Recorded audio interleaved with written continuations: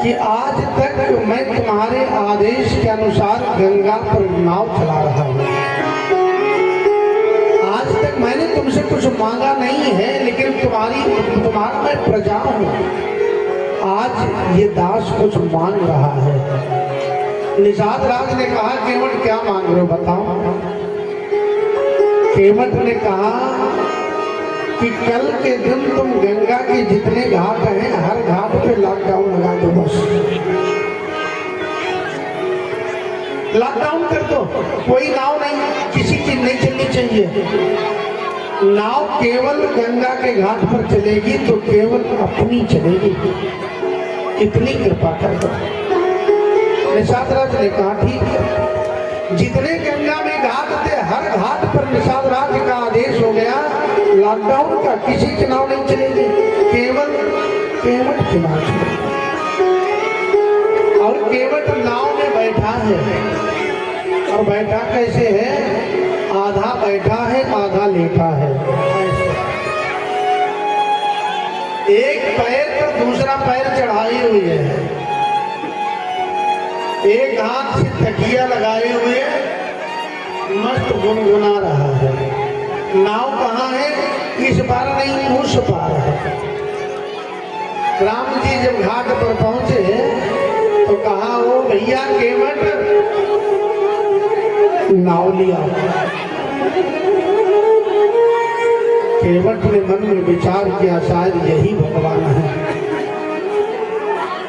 क्योंकि आज तक नाव हमसे किसी ने मांगा नहीं है। ए नाव वाले नाव ले आओ। आदेश सभी का सुनता रहा, लेकिन आग्रह आज सुन रहा हूं। भैया केवट नाव ले आओ, हमें उस पार जाना है। यही भगवान है। केवट का मकसद क्या है कि राम जी अयोध्या में राजा बनने वाले थे, राजा नहीं बन पाए, वनवास चले आए। राम जी का अंदर से मन रो रहा है, लेकिन हम ऐसा प्रयास करें कि राम जी यहाँ से आगे जब जाएं तो रोते हुए नहीं, फिर हंसते हुए जाएं। रोते हुए को जो हंसना सिखा दे, हंसा दे, उसी को भक्त या भगवान कहते हैं। हंसने का काम या तो फिर भगवान करते, या तो फिर भगवान के साथ फिर भक्त ही कर सकता है। केवट का मेन मकसद है भगवान अब आगे यहां से जाए तो हंसते हुए। राम जी ने कहा, भैया केवट नाव ले आओ। केवट कहता, भैया क्या हमसे कह रहे हो? हाँ हाँ भैया, आप ही से नाव ले आओ। नहीं लाऊंगा, टाइम नहीं है मेरे पास। भैया हमें उस पार जाना है, तो जब मेरे पास टाइम होगा तब लाऊंगा, तब तक खड़े रहो। ये बात कौन कह रहा है? जो पढ़ा लिखा नहीं है, ताप ही लगाता होगा। और कहता क्या है? कहाई तुम्हारे मरम में जाना। जबकि राम जी का मरम तो भगवान शंकर भी नहीं जानता है। राम जी का मरम 24 घंटे साथ में रहने वाले लक्ष्मण लक्ष्मण हूँ यह मरम न जाना, जो कछु चरित रचा भगवाना। लक्ष्मण भी नहीं जान पाए।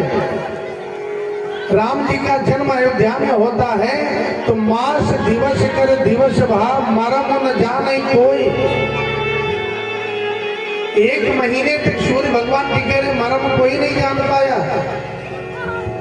और अयोध्या वासियों से जब करोड़ों से राम जी एक साथ मिल लिए तो भगवान शंकर कहते हैं उमा मरम यह काहू न जाना। हे सती, हे पार्वती, इस मरम को कोई नहीं जान पाया, मैं भी नहीं जान पाया। और एक अंगूठा लगाने वाला कह रहा है कहाई तुम्हार मरम में जान। राम जी चक्कर काट गए कि बड़े बड़े बात जान नहीं पाए, ये मेरे मरम को जानते हैं। भैया कौन से मेरे मरम को जानते हो? केवट ने कहा वही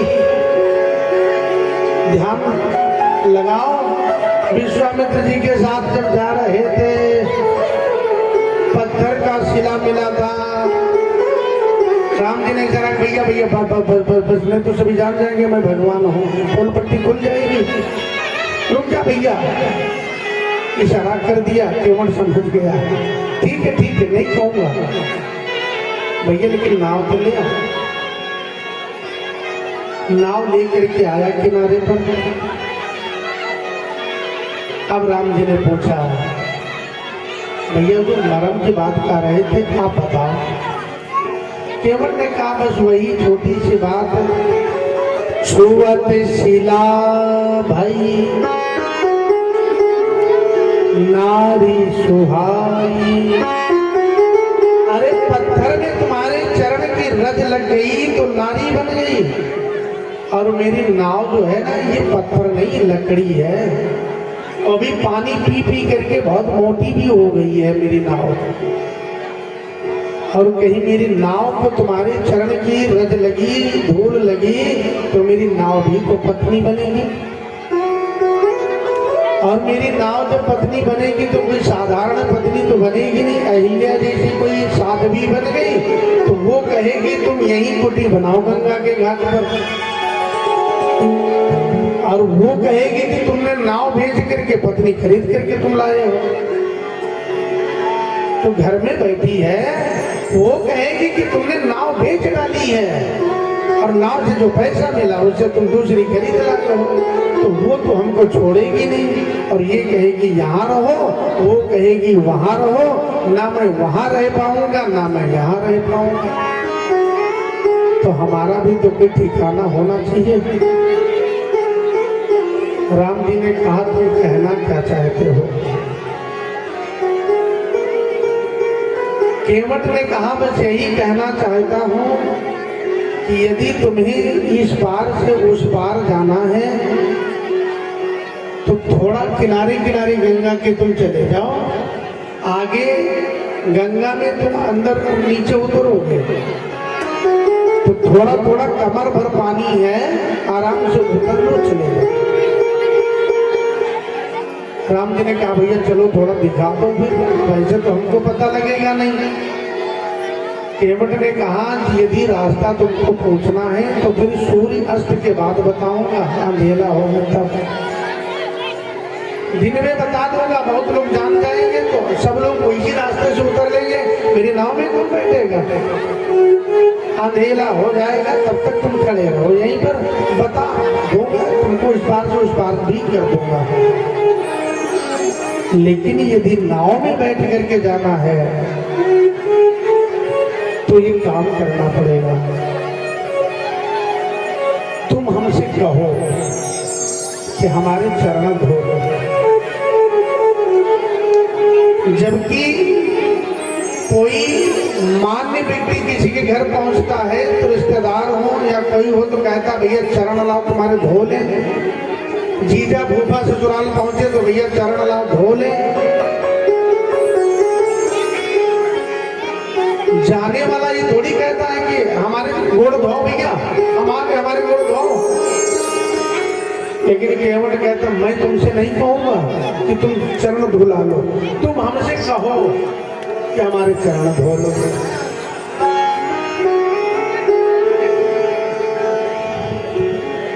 राम जी ने कहा ये भी बात है। हाँ, जबकि राम जी जब छोटे थे तो लक्ष्मण जी राम जी के चरण का अंगूठा मुख में जब तक डाल करके चूसते नहीं थे तब तक लक्ष्मण को नींद नहीं आती थी। वही लक्ष्मण जब बड़े हुए तो प्रतिदिन लक्ष्मण जी राम जी के चरणों को धो करके चरणों तक पी लेते थे, तब उनको भूख लगती थी।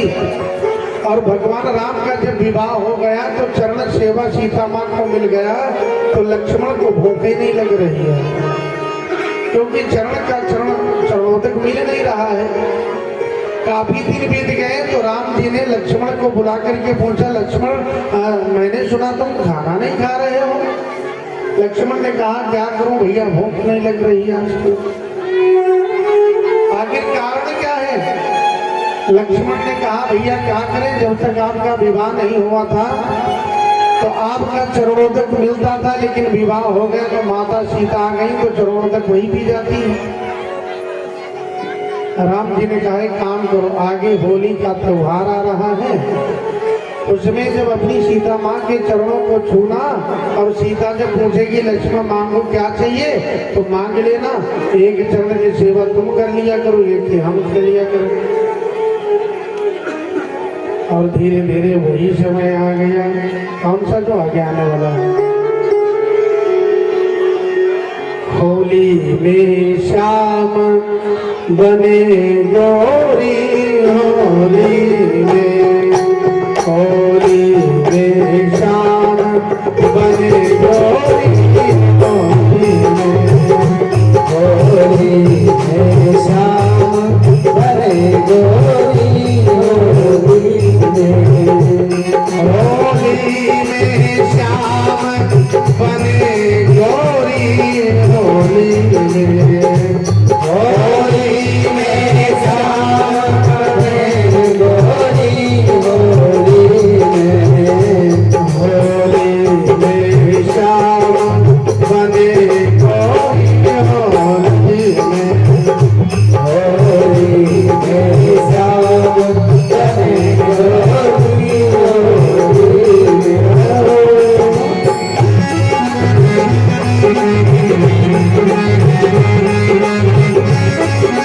बने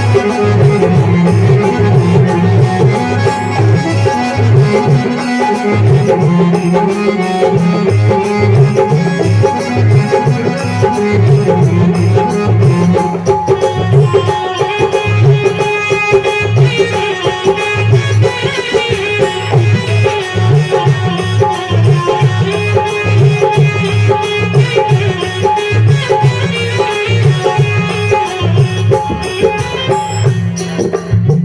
इधर से निकली श्याम की डोली, इधर से निकली श्याम की डोली, उधर से निकली राधे की डोली, उधर से निकली राधे की डोली, बीच में हुई गई बरजोरी, होली में बीच में हुई गई बरजोरी,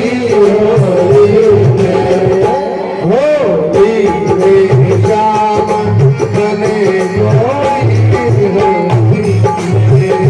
होली में श्याम बने गौरी,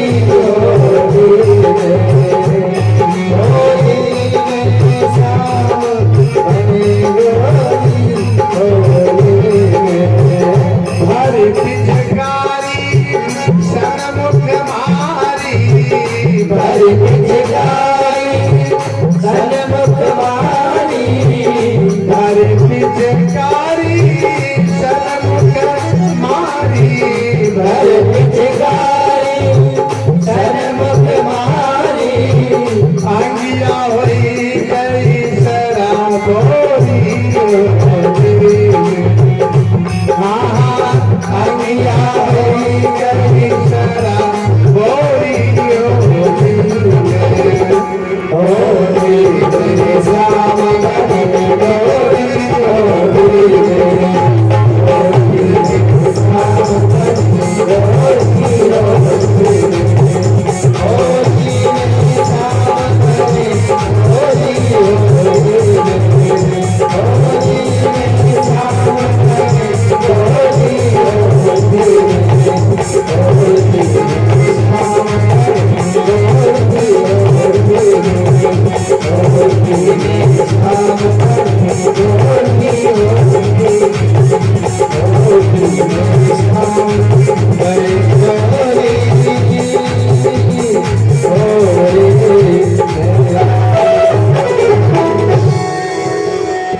तो सुंदर होली का त्योहार आया। लक्ष्मण ने सीता से आशीर्वाद मांगा।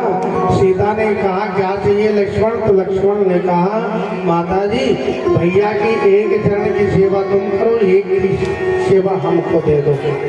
उस दिन से एक चरण को धो करके सीता माता पी लेती, एक चरण को धो करके लक्ष्मण जी पी लेते। लेकिन आज केवट ने कहा दोनों चरणों को धोऊंगा।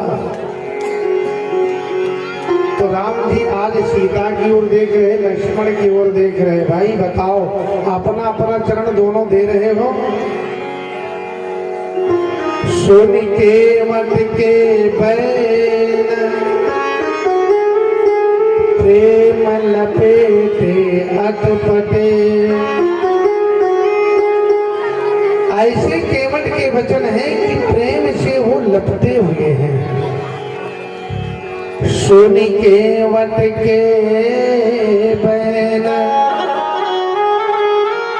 प्रेम लपेटे अटपटे। बिहसे करुणा ऐन छितई जानकी लखन तन। आज जानकी को भी देख रहे हैं, लक्ष्मण को भी देख रहे हैं कि अपना अपना चरण दोनों धोगे। अब दोनों मौन खड़े हैं, नहीं देंगे तो क्या यहीं खड़े रहेंगे? और देते हैं तो चरण की सेवा जा रही है। राम जी ने कहा हाँ हाँ बिल्कुल सत्य है। केवट ने तब तक देर जब देखा उत्तर देने में, तो केवट ने कहा प्रभु एक बात मैं और कहना चाहूंगा। तुम्हारे चरणों को धोऊंगा, उतराई नहीं लूंगा, ये भी मैं सत्य कहता हूं। लक्ष्मण ने राम के कान में पीछे से धीरे से कहा भैया ये यहाँ तो कह रहा है कि नहीं लेंगे, उस पार पहुंचावे तो कहे कि लेंगे, तब क्या करोगे? है तो कुछ पास में है नहीं। यहाँ तो कहता नहीं लूंगा और उतारने के बाद कहे कि नहीं लूंगा, तो क्या देंगे हम लोग? केवट ने कहा है लक्ष्मण भैया तुम्हारे बाप दशरथ की कसम खा करके कहता हूं उतराई नहीं लूंगा। और जैसे दशरथ की कसम खाया वैसे लक्ष्मण तनक करके धनुष पर बाण चढ़ा लिया है। केवट पड़ा हाथ ऊपर, केवट ने हाथ उठा लिया, लक्ष्मण ने धनुष पर बाण चढ़ा लिया। मैं तुम्हें मार दूंगा। अभी तक तो मेरे भैया से बात करता था, अब धीरे धीरे बात करते करते मेरे पिता तक पहुंच गया। दशरथ की सौगंध खा लिया तुमने, मैं तुम्हें जीवित नहीं छोड़ूंगा। केवट ने हाथ उठा लिया और कहा लक्ष्मण भैया थोड़ा जल्दी कर दो, जल्दी मारो। लक्ष्मण ने कहा जल्दी मारो, मरने से डर नहीं लगता क्या? शायद बीमा करवाया तुमने। केवट ने कहा बीमा नहीं है, बहुत बड़ा बीमा है। यदि लक्ष्मण भैया तुम मुझे बाण मार दोगे ना तो एक फायदा नहीं होगा, बहुत फायदे मेरे जीवन में होंगे। कितने और ज्यादा फायदे हैं क्या? कौन कौन फायदा होगा? केवट कहता मरूंगा, मरने के बाद जब वहां जाऊंगा और मुझसे पूछा जाएगा कि तुमको किसने मारा तो मैं बड़े अभिमान के साथ कहूंगा कि मुझको राम के छोटे भाई लक्ष्मण ने मारा। फायदा नंबर 2, मुझसे पूछा जाएगा कि कहां पर मारा था तो बड़े अभिमान के साथ कहूंगा कि मुझको मारा तो गंगा के तीर पर मारा था, गंगा के तट पर मुझे मारा। और फिर जब मुझसे पूछा जाएगा कि केवट तुम्हारा अपराध क्या था, तुमसे गलती कौन सी हुई थी, तो फिर बड़े मैं गर्व से कहूंगा कि मैंने कहा था अपनी नाव में तुमको बिठाऊंगा, इस पार से उस पार कर दूंगा, उतराई नहीं लूंगा। इतने पर इनके बाप तक की मैंने कसम खा ली थी, ये मेरी गलती है। लक्ष्मण ने कहा और भी कोई फायदा है क्या? एक तो और बड़ा फायदा है। क्या? यदि मुझसे 3 बातों के बाद फिर पूछा गया कि जिस समय पर लक्ष्मण ने तुमको बाण मारा तो क्या कोई गवाह है, तो बड़े अभिमान के साथ कहूंगा कि परम पिता परमात्मा परमेश्वर भगवान राम जी के सामने इसने हमको बाण मारा। लक्ष्मण ने बाण नीचे करके तरकस में लगा दिया, कहा केवट हम नहीं मारेंगे। राम जी ने कहा केवट सोई कर जय तव नाम न जाए। अरे केवट तुम वही काम करो जिससे तुम्हारी नाव ना जाए और मैं इस पार से उस पार चला जाऊं। और जैसे राम जी ने आदेश दिया है तो तुरंत केवट दौड़ा।